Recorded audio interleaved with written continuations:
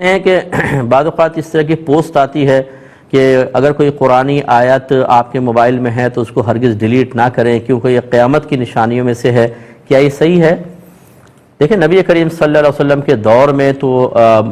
Mobile تھا ہی نہیں، اور اگر کوئی یوں مفہوم لے کہ جی حدیث میں کہیں آیا ہے کہ آخر زمانے میں قرآن مٹا دیا جائے گا اور آپ ایسا کر رہے ہیں، یہ بھی مٹانا ہوا تو لہٰذا یہ منع ہوگا، ایسا بھی نہیں ہے۔ آخری زمانے میں قرآن اٹھا لیا جائے گا۔ یہ ضرور ہے کہ جب سارے کافر ہوں گے تو بے حرمتی سے بچنے کے لیے قرآن غائب ہو جائے گا اور کسی کے پاس نہیں رہے گا، اور قیامت کافروں پر قائم ہوگی، مسلمانوں پر قائم نہیں ہوگی۔ لیکن اس طرح نہیں ہے کہ آپ اگر کوئی آیت لکھی ہے اس کو ڈیلیٹ کریں تو یہ قرب قیامت کی نشانیوں میں سے ہے، اور چونکہ اکثر قرب قیامت کی نشانیاں ناجائز امور پر مشتمل ہیں، یعنی ناجائز امور کی نشاندہی کی گئی ہے تو یہ گناہ ہوگا، ایسا کچھ بھی نہیں ہے۔ ہم ٹیچر ہیں، ہم لوگ کتنی مرتبہ آیات لکھتے ہیں اور اس کو مٹاتے ہیں، کہ ہم مصنف بھی ہیں، میں نے کتنی کتابیں لکھتے ہیں، پھر دیکھتے ہیں بھئی آیت یہاں نہیں آنی تھی، اس کو ڈیلیٹ کر دیا جاتا ہے، تو اس کا مطلب تو یہ ہوا کہ سارے کے سارے لوگ گناہگار ہوتے رہیں گے۔ ہاں، اگر حدیث میں ہوتا، کہیں واضح طور پہ اس طرح موجود ہوتا تو پھر سارے کر بھی رہے ہوتے تو منع کیا جاتا،